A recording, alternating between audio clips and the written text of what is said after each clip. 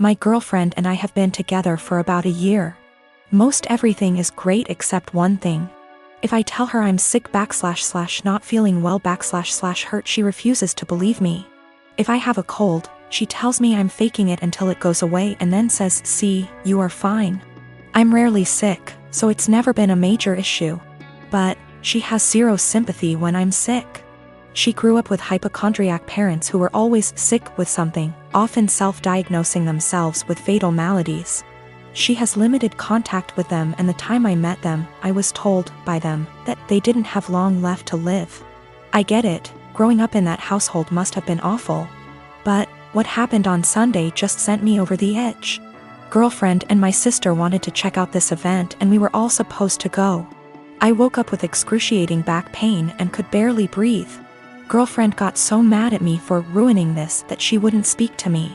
As she was about to leave, I asked her not to leave because I thought something was wrong. She said no and left. I threw up in my bed and eventually called my parents. I was too embarrassed to call 911. And my mother and brother hauled me to the hospital. I was whisked back and after 20 minutes I was diagnosed with kidney stones. Fentanyl and gravel, and I had a CT scan and then went for a procedure to bust the kidney stones. 5 hours later and I was laying on my parents' sofa in a haze. I have never, and hope to never, feel pain like that again in my life. I was sure I was going to die. The attending in the told me it's worse than childbirth and that they've had it before, too. I didn't text my girlfriend throughout because I really didn't have the strength or foresight. I was drugged up and uncomfortable. My sister found out that I had been in the emergency room and soon after my girlfriend called me. She was pissed off I didn't call her. Then I reminded her that I begged her not to leave as I thought something was wrong. She got quiet and eked out an apology. I got furious and said something rather nasty things, unsavory things. In fairness, I was on dope, still sore, peeing blood and felt like someone had punched me in the gut. Standing was incredibly painful. I needed to take 2 days off of work and school. I rested in bed and the only thing you can think is the person who should have been there didn't even believe me. She's texted me this week a formal apology and wants one in return for saying nasty things to her. I've been avoiding her texts / calls. I felt like shit this week and picked something up in the So I laid low, took a few days off work and relaxed. She wants to meet tonight and talk about everything, but I'm still so mad I don't know if I should hold off seeing her. Is this as big a transgression as I feel like it is? Am I blowing this out of proportion because I felt so shitty? I just am so annoyed and angry. Girlfriend didn't believe me something was wrong and I wound up in the with kidney stones and needed a procedure. She was mad that I didn't call her, I was too doped up, and then when I blew up at her she felt bad. I'm still mad at her. Usually for Thanksgiving, we head out to go see family. Someone else always hosts. We typically help sponsor the host by paying for cleanup, etc. Our home is just too small to host the 30+ folks who typically show up through the day. This year that's obviously not happening. Other than us talking about not doing the usual, Thanksgiving didn't come up until yesterday. My kids have the week off from online school. And I was doing a puzzle with them before dinner when my husband walks in after work and says, "So did we get a turkey?" I looked at him and said, "Well, I know I didn't." "Did you?" He stared at me blankly and said, "No." "What do you mean? Do we need to get one still? Is it being delivered?" I shrugged and said, "I don't know nothing about no turkey." The kids and he looked so confused, so I helped them along and said, "I didn't buy anything. I didn't plan anything. No one said anything to me about Thanksgiving. Nobody offered to help meal plan, cook anything, do anything." He blew up yelling at me about how I should have obviously known. I said, "Why? I've literally never planned or made a Thanksgiving dinner in my life. The most I've ever done was help clean up or maybe peel the potato." I asked him why didn't he plan anything, why didn't the kids plan anything? Why is everyone waiting until the last minute and dumping it on me? He just sputtered and yelled and stormed off to his office and left me with the kids. We all had dinner, the kids cleaned up, and I was relaxing with some wine and a book after they all went to bed. My husband tore into me about how he can't believe I left this all to the last minute. Now there will be no Thanksgiving. How could I not be heartbroken to do this to the kids, etc.? So I just looked at him and said, "Why didn't you plan? Why did you wait to the last minute to ask me?" He told me I was being a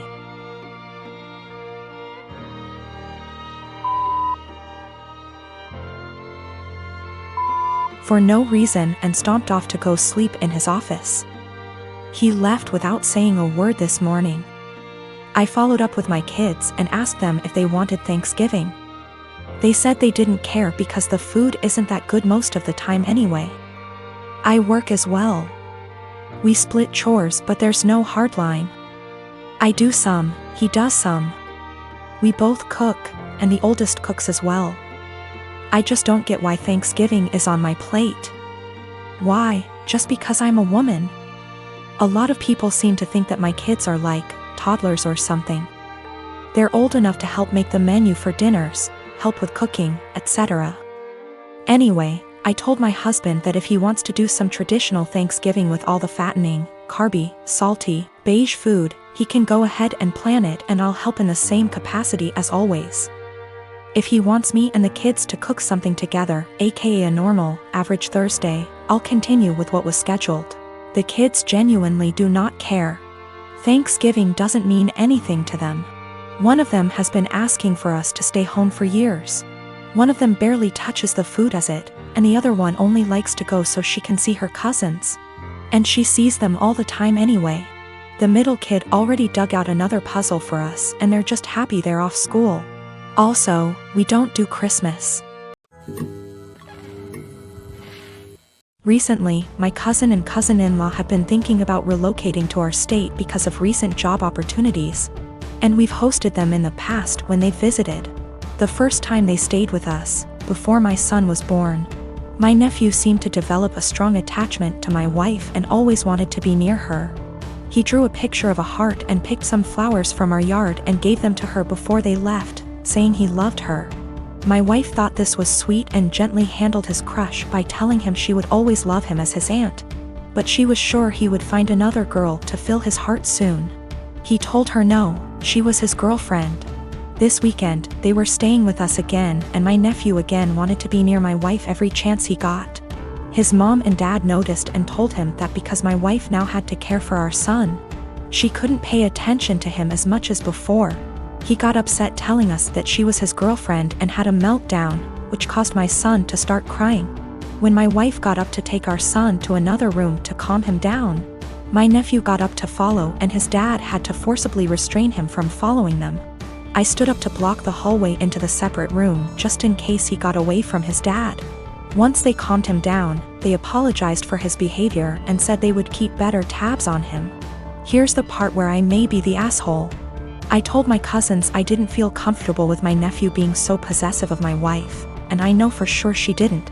Especially since he seemed to be so jealous of our son.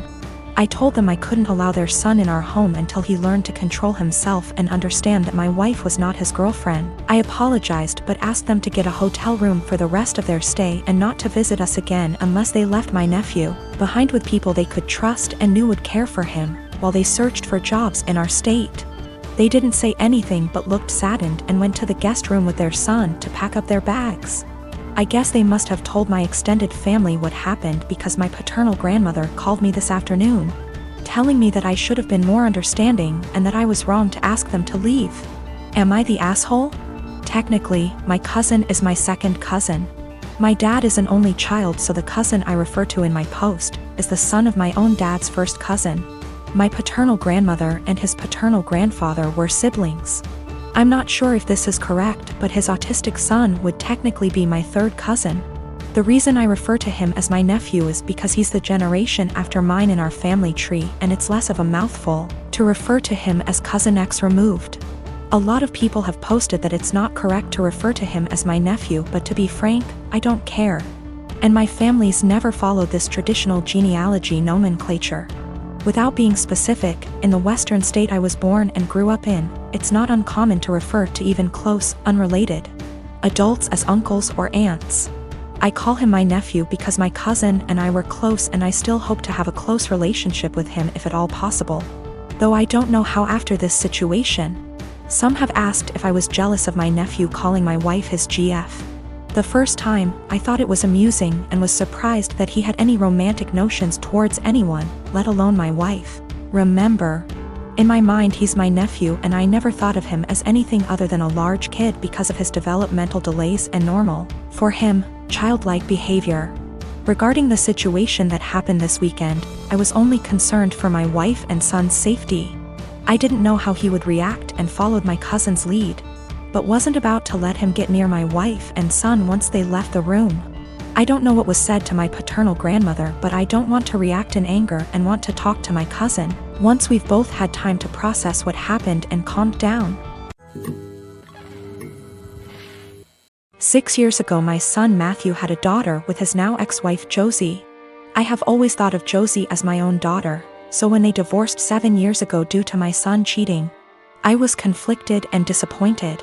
Josie wasn't particularly close with any of her family, so my husband and I naturally took them in. Josie was an angel. She had insisted that we didn't have to lift a finger more than before we had taken them in, and though she was hurt, she kept civil around Matthew. My husband and I held a huge hand in raising their daughter Ruth, because Matthew remarried less than a year later and now has a 4-year-old son after disowning Ruth.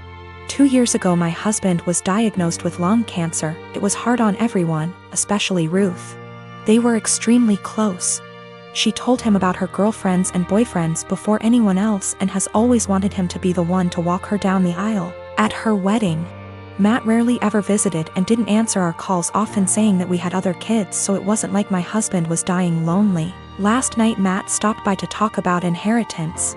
He never mentioned Josie nor Ruth and hinted that he thought he should get more inheritance than his siblings the entire time. My husband and I shared awkward looks until he decided to cut in. He explained that everyone would get a piece, but he'd focus more on Ruth and Bonnie, one of our other grandkids. Matt got angry and said that Ruth was just a bastard and that his son deserved more than her. My husband got furious after that and left the room saying that he wouldn't include Matthew at all. Matt yelled back and turned to me saying that Ruth wasn't worth it because she'd just grow up to be a whore like her mother. I told him that I'd rather have her mother as my daughter than him as my son and insisted that he leave. I'm getting phone calls from Matt's wife and family friends saying that my husband and I overreacted, and he was just angry that we were playing favorites. To clear some things up, Josie did not cheat on Matthew. Josie and Matthew met later in college and Josie was known as a party girl. Before that, Ruth isn't the product of an affair, but we are planning on getting a DNA test because what Matthew said has gotten under Ruth's skin. She was at the house when this occurred and overheard it. When it came to taking in Josie and Ruth, we didn't hesitate because Josie is not from here. She and Matt lived in another country until he moved them here a few months before he got caught cheating, and they had nowhere else to go as Josie was a stay-at-home mom. I had no intentions of choosing Josie over Matt, then and now, and I never discouraged Matt from visiting. I tried to make it very clear that we weren't picking and choosing when we took Josie in. We just wanted her and our granddaughter to be safe and have a good home.